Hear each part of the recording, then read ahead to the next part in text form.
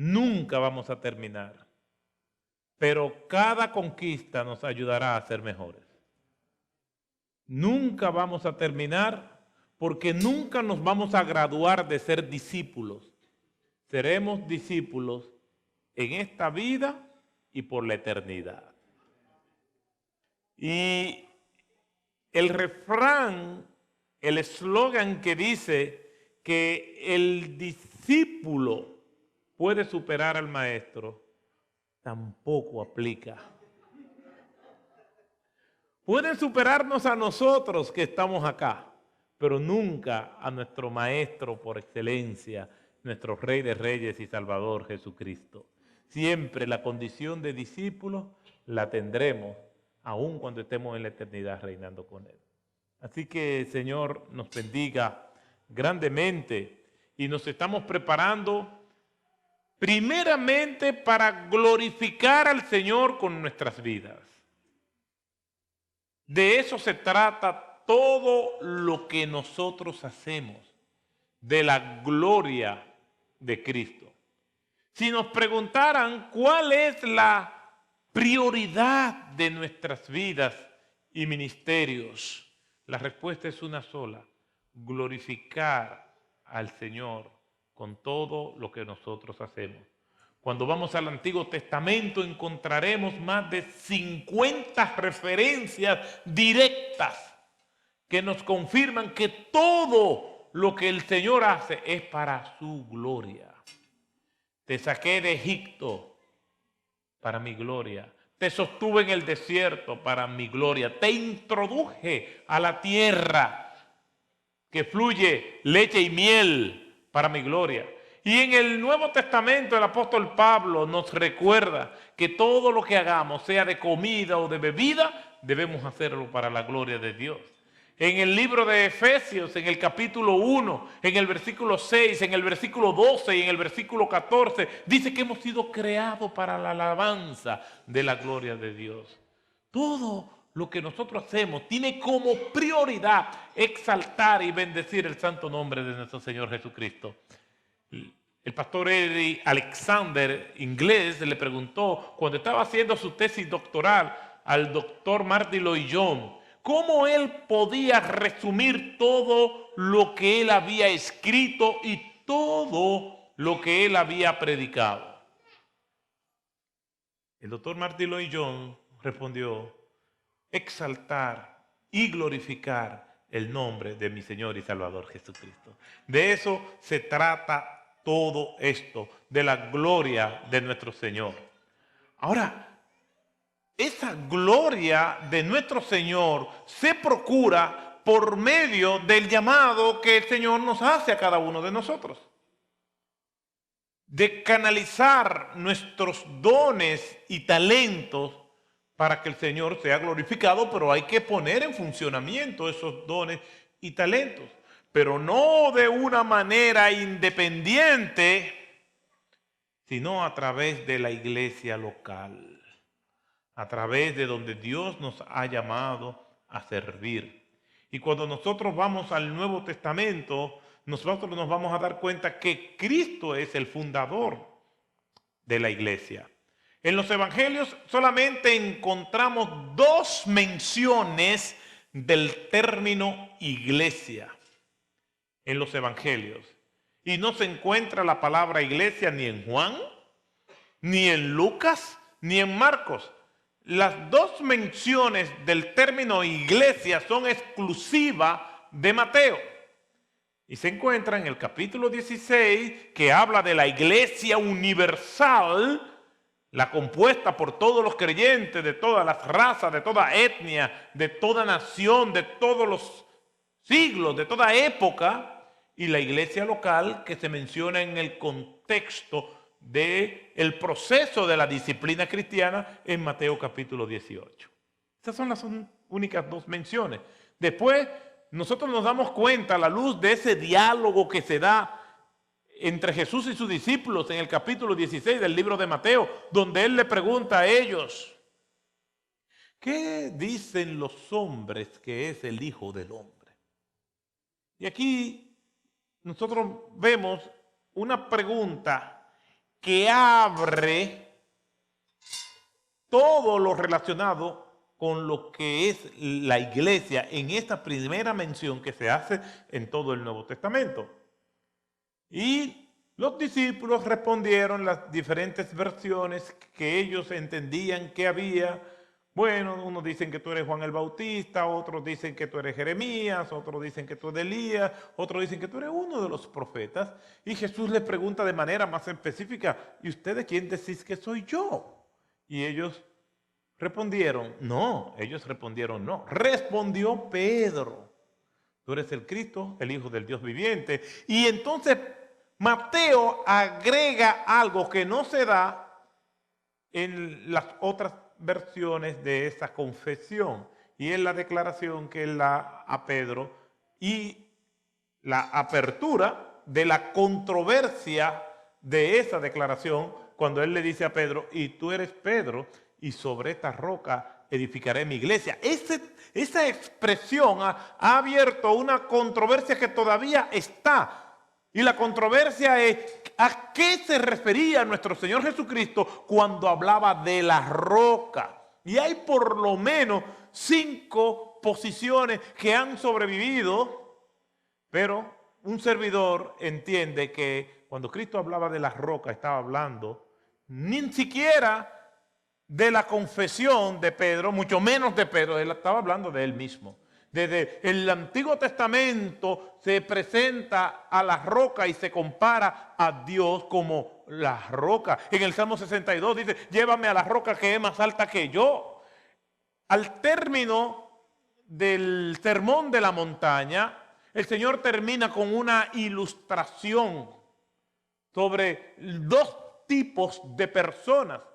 Y dice, cualquiera pues que me oye estas palabras y las hace, le compararé a una persona sabia o sensata que construyó su casa sobre las rocas. Y vinieron vientos y tempestades y la casa no se destruyó porque estaba construida sobre la roca. Cualquiera pues que me oye estas palabras y no las hace, le compararé con una persona necia o insensata que construyó su casa sobre la arena. Y vinieron vientos y tempestades y fue grande su ruina. Yo dudo que cuando Jesús estaba hablando de construir su casa sobre la roca, estuviera pensando en Pedro. El mismo Pedro,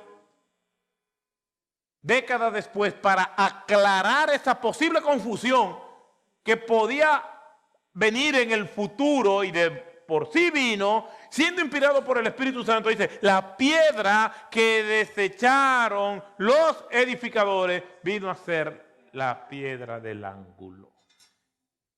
¿Ustedes creen que Pedro estaba hablando de sí mismo? Pedro está hablando de Cristo. Cristo es el fundador de su iglesia.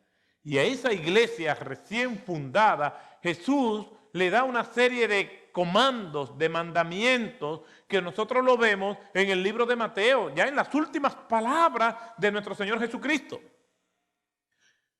Yo he estado con personas que están al punto de morir. Y hay personas que han partido y están en perfecto estado de lucidez, pero la eminencia de su partida es una convicción de ellos. Ya porque están en una enfermedad terminal, en su fase última, los médicos les dicen, mira, te quedan 2 semanas. Yo he visto personas así. Y esa persona, advirtiendo su situación, pues hasta Dios le concede la gracia de despedirse de sus familiares. O cuando vamos de viaje, de un viaje largo, pues las últimas palabras que uno le puede decir a una persona son de agrado. Voy a estar orando por ti, que el Señor te acompañe, que te vaya bien en estos 2 años que vamos a estar fuera o diferentes lugares. Esas palabras que se dejan de último, en perfecto estado de lucidez, no hablando disparate, lo que le viene a la mente a la gente. Yo estuve en una visita al hospital Porque un pastor amigo mío me dijo, mira, un líder de mi iglesia que yo conocía, él está muy enfermo, le encantaría verte. Y lo habían operado y fuimos cuando todavía tenía los efectos de la anestesia general. Y hay un periodo post-anestésico que la gente comienza a hablar todo lo que le viene. Y aquel hombre estaba que hablaba de todo y lo que dijo. Que el pastor de él, mi amigo, me dice, yo creo que voy a tener que hablar con el hermano después que pase todo esto. No estamos hablando de una persona que esté hablando eso. Estamos hablando de una persona que cuidadosamente escoge sus palabras como producto de lo que hay en su corazón. Por ejemplo, dicen que las últimas palabras cuando a John Lennon le dispararon fue, me han disparado, soy John Lennon, como quien dice, ¿y quién se atreve? Winston Churchill dijo, estoy tan aburrido de todo. Y el que ha leído la biografía de Winston Churchill sabe que era un tipo cascarrabia. Conocen el término, ¿no? Cascarrabia. Era alcohólico. Se cuenta que un día iba bajando unas escalinatas y su asistente personal, una señora que tenía mucho tiempo con él, se encuentran y él le dice a ella, usted está más fea que nunca. Y ella le dice, y usted está, señor ministro, despreciablemente borracho. Y él le dijo, pero a mí se me quita mañana. Ese era Winston Churchill. Y él dice, cuando ya cuentan que sus últimas palabras, él dijo, estoy tan aburrido de todo. Pero yo creo que las más dramáticas fueron las palabras de Hugo Chávez cuando iba a morir. No me dejen morir, por favor, no me dejen morir. Fueron sus últimas palabras, contadas por su comandante de las Fuerzas Armadas que estaba ahí con él.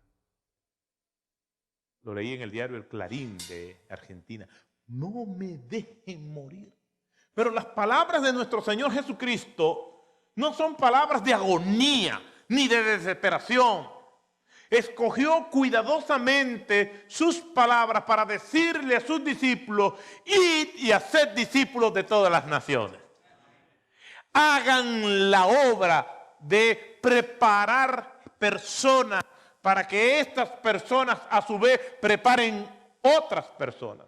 Cuando nosotros vamos a la gran comisión en Mateo capítulo 28, versículos 18 al 20, tenemos que irnos a los versículos anteriores, específicamente al versículo 17. ¿Por qué? Porque en el versículo 18 comienza realmente la gran comisión. Toda potestad me ha sido dada en el cielo y en la tierra. Toda autoridad es que quiere decir el texto. La palabra exousia, que puede ser traducida como poder o como autoridad. Y hay otra palabra también que se traduce como poder y es la palabra dinami, de donde viene el término dinamita, que significa explosión. Entonces nosotros leemos el Nuevo Testamento y vamos a ver que esa palabra se traduce como poder, pero son dos términos originales diferentes. Exousia es el poder que se nos ha sido delegado, que se nos ha imputado, pero no es porque viene de nosotros la fuente del poder, es porque la fuente del poder viene del Señor. Lo encontramos en Juan capítulo 1, versículo 12. Mas a todos los que le recibieron, a los que creen en su nombre, le dio poder, autoridad, exousia otra vez. Algo que se nos ha sido delegado, diferente a no me avergüenzo del evangelio porque es poder de Dios, es dinamita de Dios. El evangelio es dinamita, explosión. Pero para que sea explosión, tenemos que cumplir con esa autoridad que se nos ha sido dada. Y eso nosotros lo vemos en la gran comisión. Pero la clave está en el versículo 17. Atención, nosotros que somos estudiantes, que somos maestros, pero todos somos discípulos. Unos son discípulos como maestros y otros son discípulos como estudiantes, pero todos somos discípulos. Todos estamos cubiertos por esa condición de la cual no vamos a salir nunca jamás. Y ese versículo 17 dice, y cuando le vieron, le adoraron, pero algunos dudaban. Yo me pregunto, ¿cuánto había en aquella montaña donde Jesús le dijo que lo esperaran para reencontrarse con él? El versículo 16 lo dice, pero los 11 se fueron a Galilea, al lugar que el Señor lo había señalado. Y de 11, unos le adoran y otros dudan. ¿Cómo puede ser posible? El Cristo con el cual ellos estuvieron tantas ocasiones, que comieron con él, que le vieron caminar sobre las aguas, el Cristo de la transfiguración, el Cristo que multiplicó los panes y los peces, el Cristo resucitado. No era la primera ni la última vez que ellos iban a confundir a Cristo. Cuando Cristo vino caminando sobre el mar, le dijeron, un fantasma. Qué bueno que Cristo no es como nosotros, ¿no? Porque a lo mejor cualquiera de nosotros nos confunde con un fantasma. Ah, un fantasma, pues está bien, resuelvan ustedes. Pero eso no hizo Cristo, sino que le dijo 3 palabras. Yo soy, no temáis. Jesús, nuevamente, el Jesús que ellos han visto resucitado, que ya no hay duda de su naturaleza mesiánica, de su propósito, pero sobre todo no hay duda de su poder. Y todavía hay gente dudando de un grupo tan reducido como de 11 personas. Jesús tiene que recordar una vez más, toda autoridad me ha sido dada en el cielo y en la tierra. Esas palabras les recuerda a los que están adorando y a los que están dudando quién es Él. Y los comisiona. Pero algo que llama la atención es que no hay regaños. ¿Cómo es que solamente unos me adoran y otros dudan? No hay regaños, no hay reprensiones por la maravillosa comprensión de nuestro Señor Jesucristo. Y desde esa época así vivimos nosotros entre la adoración y la duda. Un día adoramos, otro día dudamos. Por eso dice la Escritura que Elías era un hombre semejante a pasiones como las nuestras. ¿Por qué? Porque es Elías que derrotó a los falsos profetas de Baal, después sale huyendo por lo que le dijeron que una mujer dijo. Se enfrenta cara a cara a 950 falsos profetas y después le dice, mira, Jezabel dijo tal cosa. Ni siquiera él escuchó a Jezabel y huyó. Que el Señor reprenda a Jezabel donde quiera que sea, porque era una mujer endiablada. Sujeto a pasiones como las nuestras. Yo le puedo dar testimonio de que un día he estado en el Carmelo y otro día he estado en la cueva. Un día he estado entre los que adoran y otro día he estado en los que dudan. Pero el Señor sigue diciendo, toda autoridad me ha sido dada en el cielo y en la tierra. Él nos manda a discipular. La iglesia ha sido más diligente en ir que en el hacer. Por eso el eslogan nuestro es, más que hacer, es ser. Yo puedo hacer sin ser, pero es imposible no hacer si soy. Es imposible no hacer si soy. soy tiene que ver con mi identidad, con la posición que tengo en Cristo, con la fidelidad que le demuestro a Cristo. La misma Escritura, como la historia hasta el día de hoy, nos confirma que muchas personas han hecho sin ser. Es más, yo puedo decirle que la persona que me predicó el Evangelio no está en los caminos del Señor hoy en día. Por eso algunos amigos que me conocen me dicen, oye, tú estás en el ministerio, pero tengo dudas por quien te predicó. Pero claro, si me predicó la verdad. Un mentiroso puede decir, Cristo salva. Él probablemente no tiene la autoridad para decirlo, pero la verdad es la verdad. No importa quién la diga. Y la mentira también. La verdad es la verdad, dicho de otra manera, no importa quién la niegue, y la mentira es la mentira, no importa quién la afirme. Por lo tanto, el poder está en la palabra. Y la palabra nos manda a ir y a ser discípulos. Si nosotros hacemos un acercamiento más al texto, nos vamos a dar cuenta entonces que hay dos verbos que están en imperativo. Ir y hacer.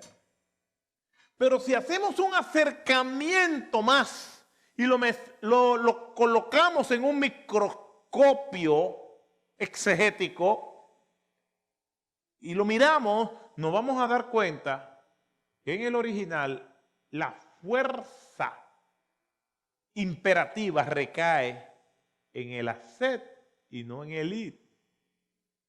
Si hacemos, como consecuencia de hacer, iremos. Pero muchas veces podemos ir sin haber hecho. En otras palabras, ahí volvemos otra vez a la dinámica.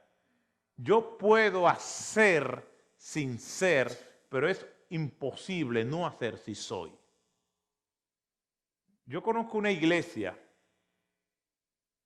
muy misionera y el crecimiento de la iglesia se puede ver en varias direcciones.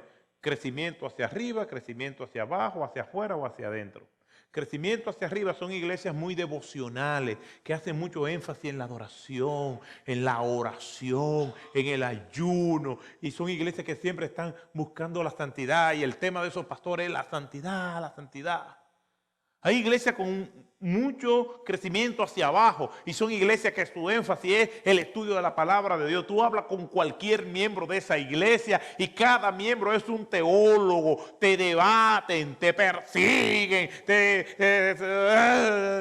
pues son muy profundos en la palabra de Dios. Y te dicen el griego, el aroísto y te buscan. Eso no está en los manuscritos originales. Tú, esa versión de la Biblia y tú no sabes qué decirle porque son tipos come Biblia. Otras son crecimiento hacia afuera, muy misionera. Hay que alcanzar a los perdidos. La ventana 1040, la ventana 414, la ventana 10, porque entonces se va achicando la ventana, se va poniendo más chiquita y más exclusiva.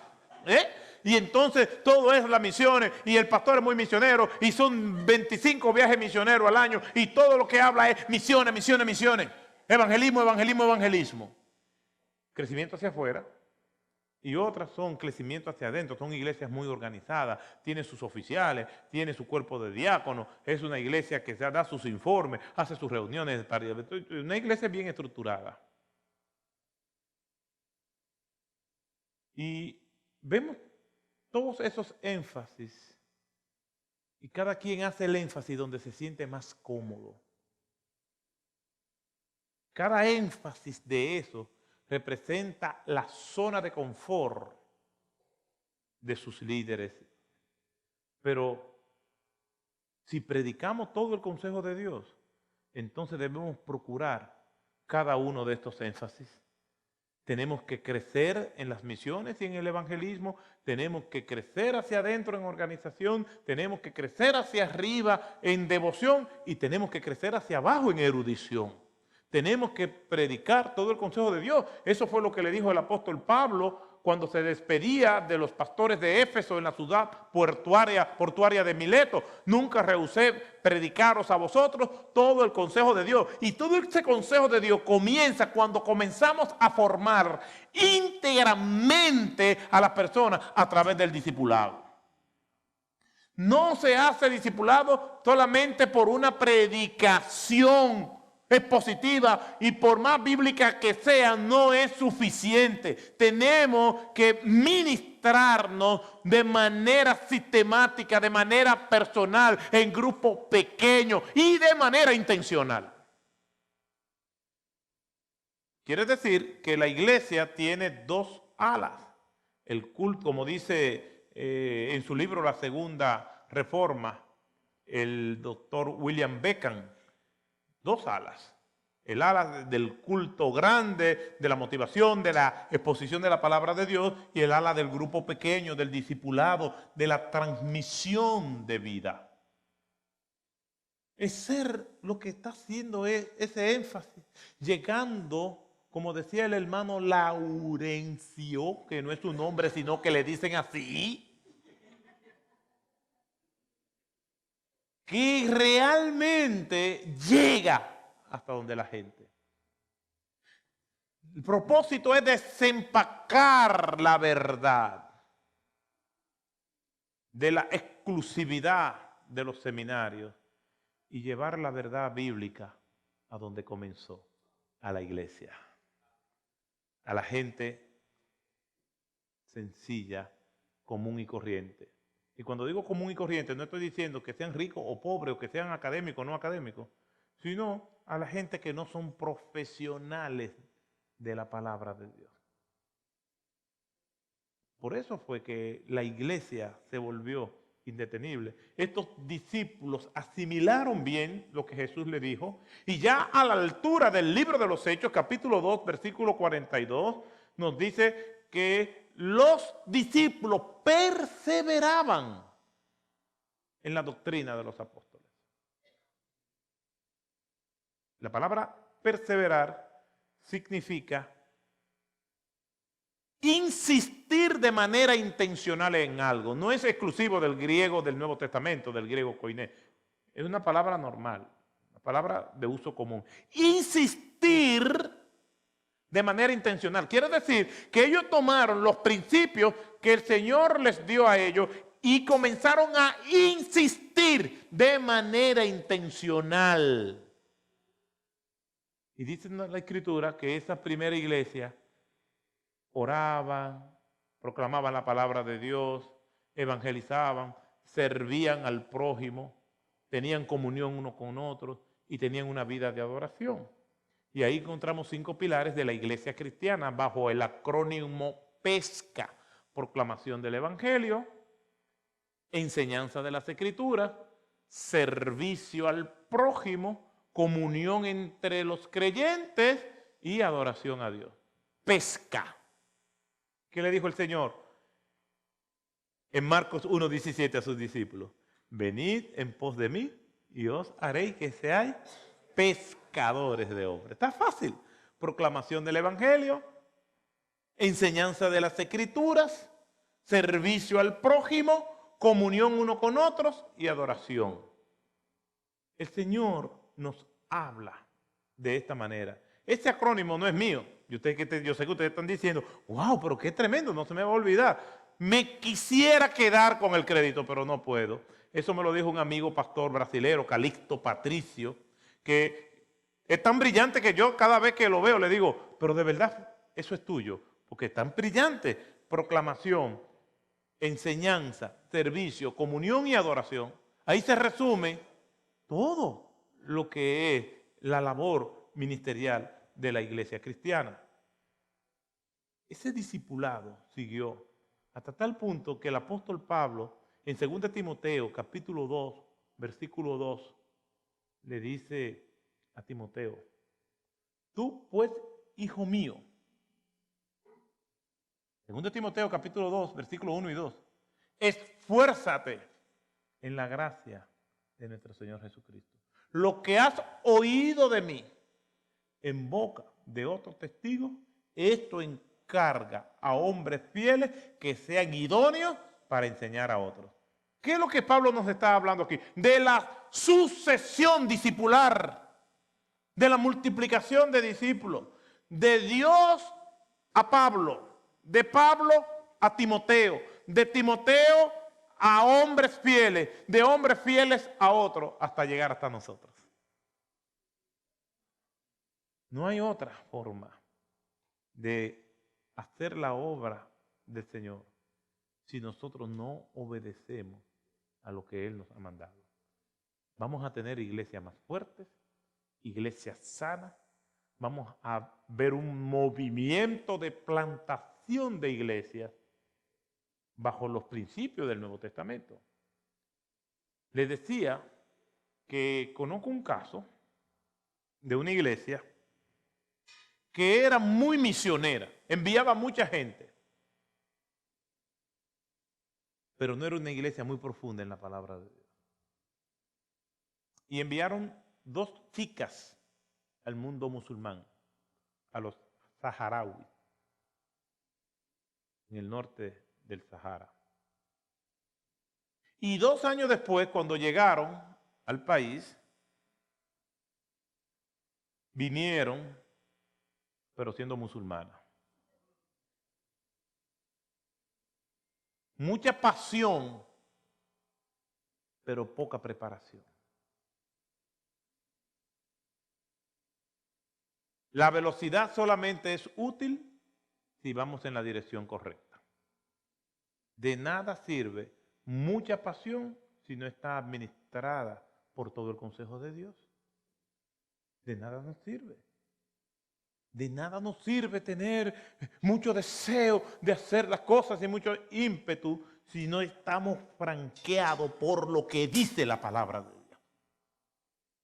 Por eso, si queremos iglesias saludables, por eso, si nosotros queremos un movimiento bíblico de plantación de iglesias, tenemos que observar 2 características principales y con esto voy a terminar. La primera característica es la salud de la iglesia. La salud de la iglesia. ¿Y quiénes son los que determinan la salud de la iglesia? Nosotros. La salud de la iglesia viene cuando esa iglesia procura intencionalmente perseverar en la doctrina de los apóstoles. ¿Y de quiénes aprendieron los apóstoles su doctrina? De Cristo. No estamos hablando de una iglesia perfecta, ni que no enfrente situaciones. Y nosotros, el más sano de los seres humanos, ¿no se puede enfermar? Claro que sí. Pero el hecho de que se enferme no quiere decir que tenga mala salud. Hay personas que sí tienen una salud precaria. Pero una cosa es enfermo y una cosa es una condición.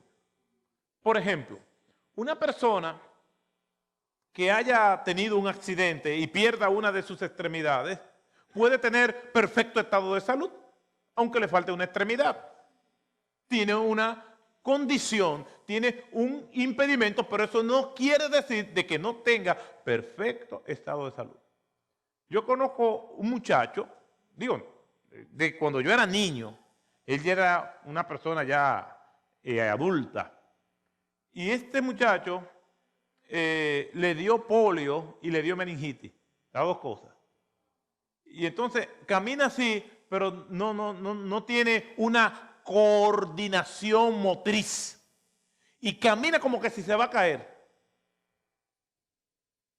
Y yo supongo, está vivo, y cuando yo era niño, era un adulto ya, y todo el mundo lo veía con pena. Pues de todos sus hermanos, el único que está vivo es él. Lo ha enterrado a todos, tiene como 80 años, y todavía camina como que se va a caer. Es una condición, pero no está enfermo. Su salud, su presión arterial, sus niveles de azúcar, su colesterol, su triglicéridos, todas esas cosas.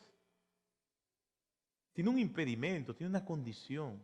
El hecho de que sea una iglesia saludable no quiere decir que sea perfecta. Cuando nosotros vemos la iglesia de Jerusalén era una iglesia saludable, pero tuvo que enfrentar pecado.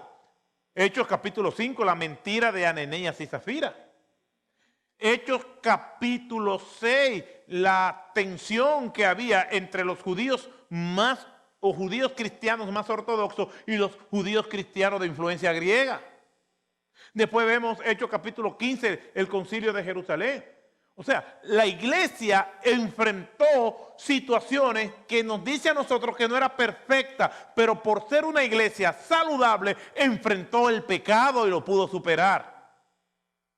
Cuando hablamos de una iglesia perfecta, saludable, no estamos hablando de perfección, estamos hablando de que una iglesia que intencionalmente busca la voluntad de Dios, busca el rostro de Dios, quiere agradar a Dios. Y esa es la iglesia a la que todos nosotros debemos aspirar. Quiere decir que para que esa iglesia pueda multiplicarse, tiene que estar sana. Pero la sanidad y la salud de la iglesia no es suficiente para la multiplicación. Y yo hago una analogía con una mujer que está en capacidad de procrear. Ella tiene la edad correcta, ella está en perfecto estado de salud, ella es muy fértil, pero por sí sola ella no se va a multiplicar. Ella necesita procrear con un hombre, en el caso tradicional, digamos. Quiere decir que la iglesia, para multiplicarte, en primer lugar, tiene que procurar ser sana mediante la aplicación de la palabra de Dios, viviendo la palabra de Dios, pero además tiene que ser intencional en la plantación de iglesia, en las misiones. No es simplemente que porque estamos sanas nos vamos a multiplicar de manera natural. No, ya están creadas las condiciones, porque una iglesia sana va a parir misioneros, va a parir maestros, va a parir pastores. Solamente tenemos que pedirle al Señor que lo envíe. La mies es mucha y los obreros son pocos. Rogad pues al Señor de la mies que envíe obreros a su mies. Esto ha sido, hermano, un resumen de muchas cosas para reforzar de que verdaderamente nosotros tenemos que discipular. Para tener una iglesia sana y creciente, tenemos que ir desde lo más básico hasta lo más complejo. Que el Señor nos ayude a atesorar en nuestros corazones esto y a iniciar programas de discipulado. Probablemente no todos estarán en ESER, pero sí la iglesia tiene que estar envuelta en discipulado. Los caballeros tienen que reunirse en discipulado, las damas tienen que reunirse en discipulado, los matrimonios, los jóvenes. Y hay muchísimas maneras. Y una de las cosas que vamos a hacer en ESER es que vamos a comenzar a grabar una serie de videos dando cápsulas de cómo nosotros podemos discipular en la iglesia local y en cada clase de ESER dar una idea para que cada uno de los estudiantes que están en el programa de discipulado ESER puedan llevarlo a sus iglesias, compartirlo y así crear un gran movimiento.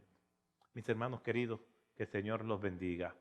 Y ese diploma, recuerden, ustedes no han terminado, apenas comenzamos. Pero aunque terminemos con el programa ESER y sigamos adelante, no importa los grados que nosotros logremos, nunca terminaremos. Le dejo con este pensamiento. Nunca alcanzaremos las estrellas, pero debemos volar en dirección a ellas. Que el Señor les bendiga. Dios les bendiga.